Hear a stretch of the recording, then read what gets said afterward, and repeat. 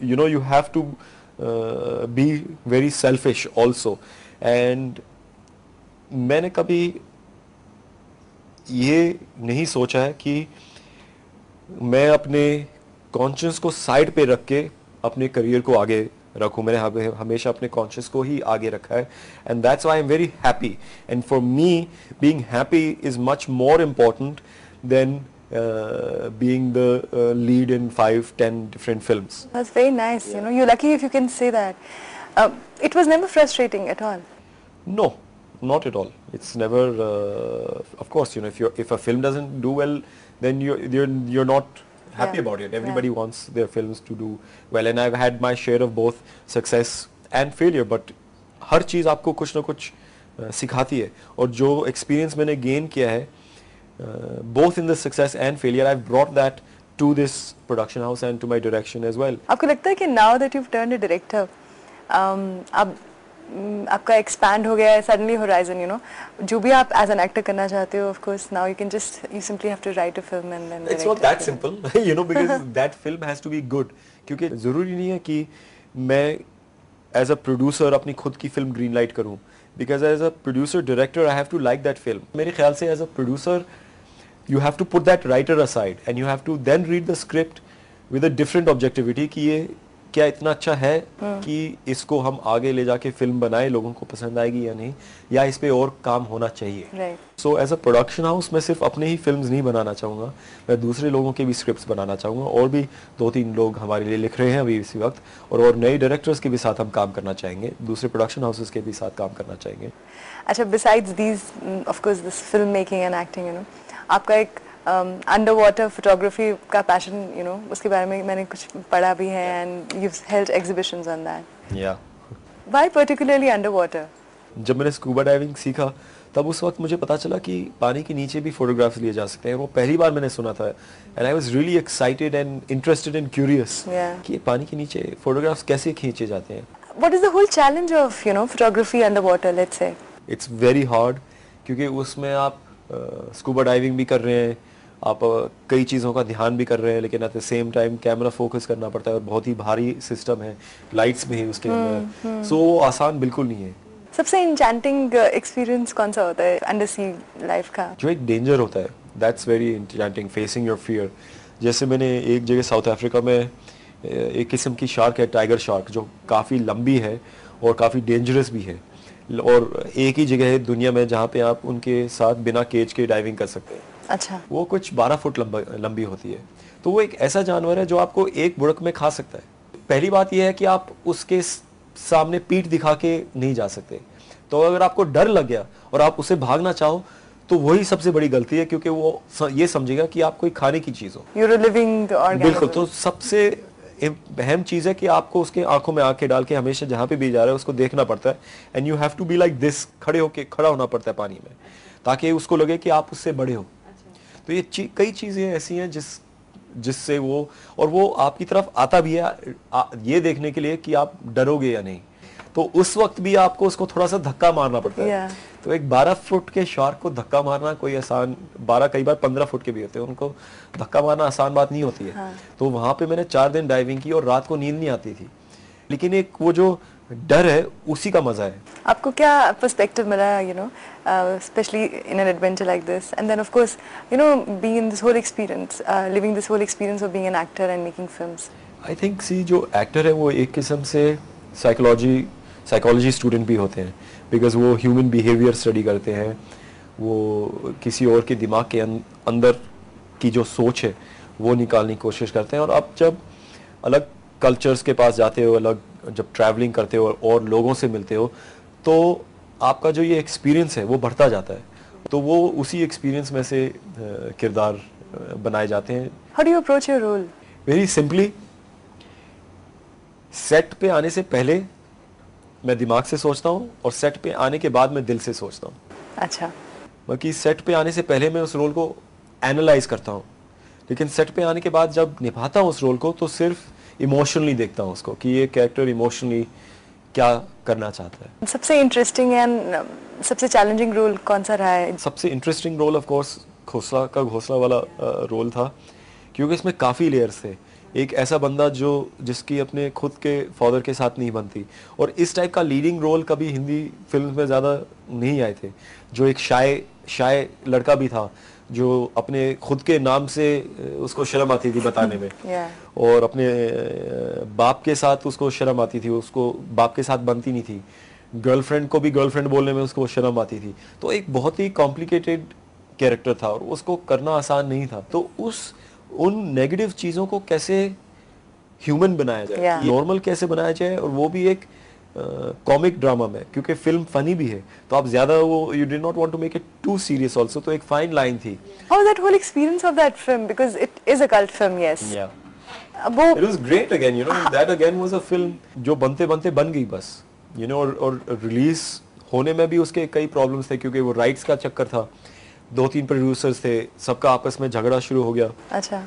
Initially तो दिबाकर को जो उसका असिस्टेंट था जतिन ने उसको मेरे बारे में बताया कि परवीन अच्छा एक्टर है और आपको उसको ले लेना चाहिए। दिबाकर ने मेरी मॉनसून वेडिंग देखी थी और उसने कहा नहीं वो बहुत अच्छा देखने में अच्छा लड़का है, लेकिन पता नहीं वो एक कॉम्प्लेक्स रोल है, पता नहीं कर पाएगा या नहीं। एक बार फोन आया उसके असिस्टेंट जतिन का कि दिबाकर मिलना चाहता है। मैंने कहा ठीक है मिल लेता हूँ। फिर 3 महीने तक गायब हो गए। अच्छा। उसने सोचा मैं नहीं कर सकता और वो काफी एक्टरों को उसने ऑडिशन किया। फिर उनका फोन आया मेरे पास कि अब दिबाकर मिलना चाहता है। अच्छा। तो मैंने कहा वाह अभी 3 महीने बाद याद किया है दोबारा मुझे। तो मैं मिलने गया उसको और उसने बोला कि मैं चाहता हूँ कि तो ऑडिशन करे इस रोल के लिए। अगले दिन मैं थोड़ा सोच समझ के उस कैरेक्टर के बारे में गया। हमने कुछ 10-15 मिनट का वो एक बहुत ही इम्प्रोवाइजेशनल ऑडिशन था और खत्म होते ही दिबाकर ने मुझे बोला कि जो मेरी जो सोच थी कैरेक्टर की वो ये नहीं थी, लेकिन तूने जिस उस एंगल से किया है ये रोल, तो मैं ही इस किरदार को एक अलग तरीके से देख रहा हूँ और मैं चाहता हूँ कि तू ही ये रोल करे अभी। आपको उस वक्त कैसा लगा? बिकॉज आप उस स्टेज से गुजरे थे जहाँ this guy himself didn't have enough faith in you, है ना? And suddenly you know he had to come around and finally stamp on it. उस वक्त तो मुझे अच्छा लगा, अच्छा बच्चू अब तो मेरे साथ काम करना चाहता है you know. No but not at all. मुझे अच्छा लगा काफी, क्योंकि मुझे वो जो स्क्रिप्ट थी बहुत पसंद थी, वो रोल भी बहुत पसंद था। Because I really understood that character, because he was basically misunderstood that character. उस फिल्म में खास करके जो ह्यूमर था और जो पंचेस थे ना वो बहुत सटल थे। They were like they hit you hard. उस तरह का फाइन बैलेंस उस डायरेक्टर ने कैसे अटेन किया होगा उस फिल्म के दौरान? उस फिल्म की शूटिंग में ऐसी क्या खास बात थी जो ऐसा हुआ? एक स्क्रिप्ट के प्रति इतना प्रेम था, जो पैशन था सबका, जितने भी एक्टर्स थे सबको बहुत ही लगाव था उस स्क्रिप्ट से जो जयदीप साहनी ने लिखा। बहुत ही अच्छा स्क्रिप्ट लिखा था और ऐसे स्क्रिप्ट्स एक्टर्स को बहुत रेयरली मिलते हैं। तो जब मिलते हैं तो हम बहुत ही रिस्पेक्ट करते हैं कि ऐसे स्क्रिप्ट मिला है, तो हम अपना पूरा जी जान हम इस फिल्म में डाल देंगे। दिबाकर को काफ़ी उसका क्रेडिट देना पड़ेगा कि उसने जो बैलेंस जो था उसका बहुत ही क्लियर दिमाग था कि इस स्क्रिप्ट को कैसे हैंडल करना है और ये सिचुएशंस कैसे हैं। और मेरे हिसाब से जो वो कैरेक्टर है चेरी का, उसमें दिबाकर का भी कुछ हिस्सा था। थोड़ा सा ऑटोबायोग्राफिकल मोमेंट्स उस कैरेक्टर में उसके भी थे। So he also understood the whole thing very very well. और जो जैसे आपने कहा जो बैलेंस है कॉमिक और ड्रामा में, कई सीन्स ऐसे थे जो हंसते हंसते सीरियस हो जाते थे या सीरियस होते होते हंस जाते थे। यू नो ऐसी ही चीज़ें जो रिहर्सल्स के थ्रू ही निकल सकती है। और जब कास्टिंग पूरी तरीके से बहुत ही अच्छी हो, कि अच्छे एक्टर्स मिलने बहुत मुश्किल होते हैं, because a lot of people mostly इस सोच में ही खोए होते हैं कि हम अच्छे एक्टर हैं, या इस सोच में खोए होते हैं कि हम हीरो बनना चाहते हैं। सो आप as a director you are not particularly looking for big stars to sell your film or make a film? No, I'm looking at the script to sell the film and also the actors to be the characters to sell the film.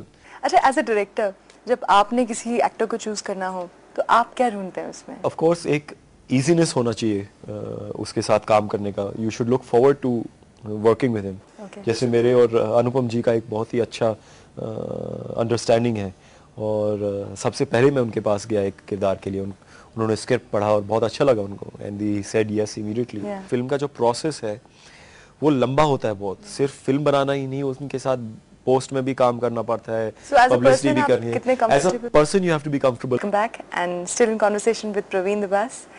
Praveen, you and Preeti Jangiani got married a couple of years back. Yeah, 3 साल. How did this whole love story happen, you know? How did you guys meet? We met on the set of a film called With Love Tumhara, which we did together, which was shot in Manali.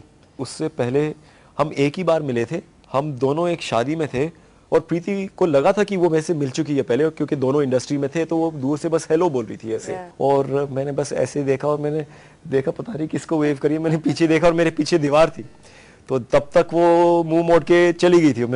मैंने सोचा यार इसको बहुत ऐसे लगा होगा कि पता नहीं इस लड़के में क्या एटीट्यूड है. मैंने वेव करके हाई बोला और उसने हेलो भी नहीं बोला. So I went up to her afterwards and I said I'm very sorry, मुझे नहीं मालूम था कि आप मुझे हेलो बोल रहे थे. She said no problem. So after that then we met when we were shooting this film together with Love Tumhara, and we had a lot of respect for each other as actors. It was not you can say an instant romance or anything like that. ऐसे कुछ वो नहीं था, एक बस respect था जो धीरे we stayed in touch and it grew into something else. Yeah. Does it help, an actor being married to an actor? I don't know, because I've never been married to a non-actor, so I don't know whether to compare it with a marriage to an actor or not. Nothing to compare it with. I have nothing to compare it with. But I'm sure, like you're a film director now and she's a producer. आप दोनों जानते हो कि कैसा काम है. How do you make time for each other? वो I think understanding का level ज़्यादा होता होगा शायद. Well, we are working together, so we don't have to make that much time for each other. So she's not going to work outside of the. No, of course she will. And quite frankly speaking, we don't discuss our personal careers with each other. तो बीवी तो दूर, मैं किसी को नहीं ये advice देता, because अपने करियर का एडवाइस सिर्फ वही आदमी कर सकता है जिसका करियर है. तो ये प्रश्न आपको उससे ही पूछना पड़ेगा. But that's a breath of fresh air, Indian men and especially North Indian men, उनको they don't easily accept their wives working, let's say, as actors, Is that true? Well, I feel it's one life. It's a very short life. Everybody is an individual also. She's not just my wife, but she's an individual also, and she needs to make her own decisions. Yeah. She has not acted in this film, na? No. Was it a conscious choice or what?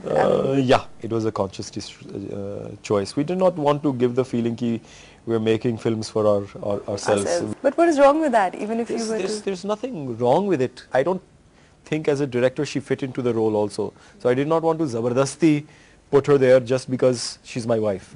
Director, producer will always look at casting the right people instead of our people, who are friends, this and that, and blah, blah, blah, all of that, yeah. What do you think of her as an actor? She also was launched very beautifully, Pehle Rajshri Productions and then Yash Raj Films. She did create quite a flutter when she came in. Yeah. I think she's a very good-looking girl. Her, of course, approach to acting is very different. She enjoys it. She does her work and goes. She's a very spontaneous actor. She is. Yeah. And she's very charming on the screen. And she's even more charming in person. I'm sure. Yeah. Achha, finally, what do you wish to achieve from yourself? What are your expectations? Is there a destination you have set, or are you just going along? In these terms, I'm very, very ambitious.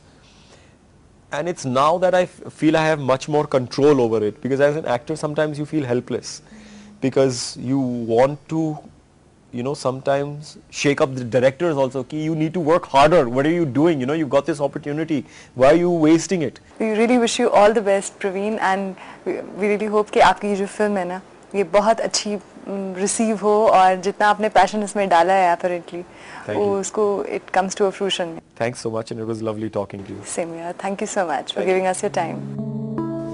मैं और मेरी जिंदगी और इसके बीच दूर दूर तक फैला हुआ मेरे सपनों का आसमान.